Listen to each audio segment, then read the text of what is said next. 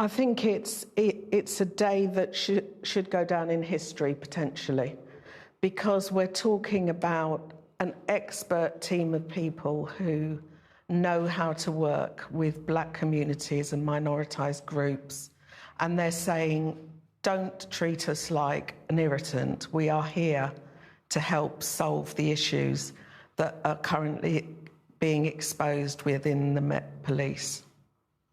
And we had the Baroness Casey report just a few months ago, and, you know, the head of the Metropolitan Police didn't want to use this term institutionally racist, did he? Is that part of the problem, do you think? It's about recognition and acceptance of historical malpractices with communities, the black community in particular. And lots of people, including me, object to the issue that they're not accepting it because it's politicised. That to me is just semantics. The issue is Louise Casey showed you the evidence.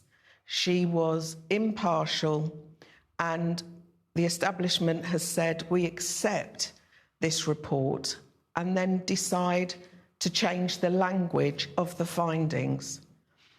It's put them on the back foot, if you ask me. They needed to seize the opportunity and heal significant wounds by saying, I understand.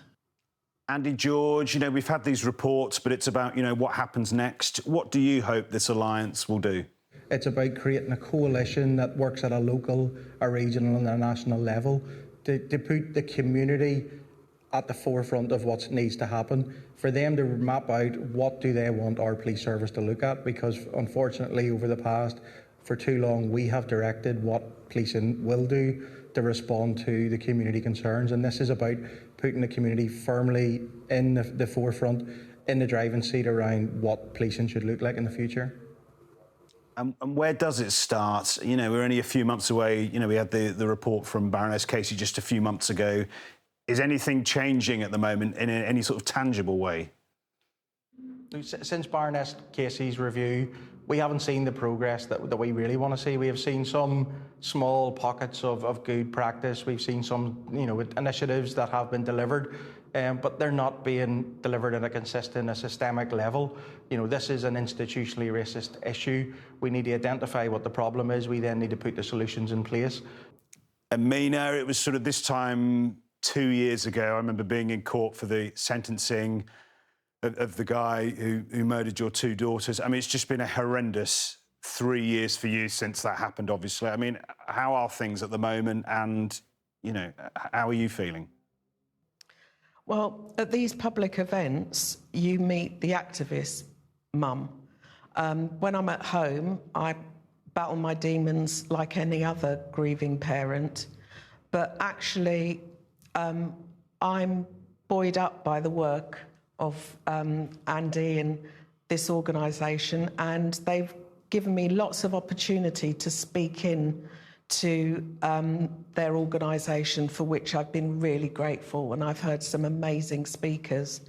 And so this fires me up, and I get to hear the stories of people who are still working towards a fairer society. And the issue is, you know, if you really want change, you need to allow people to come in and help you with your problems. We know that the Met are failing. Some of the big cases that have come out have shown that they are failing, and they have been concealing and covering up really bad behaviour. So we know that they cannot police themselves, so they need to allow others in to help them sort this mess out. Mina, it is always fantastic to talk to you. Thank you so much for talking to us today, and Andy George as well. Thank you very much. Thank you.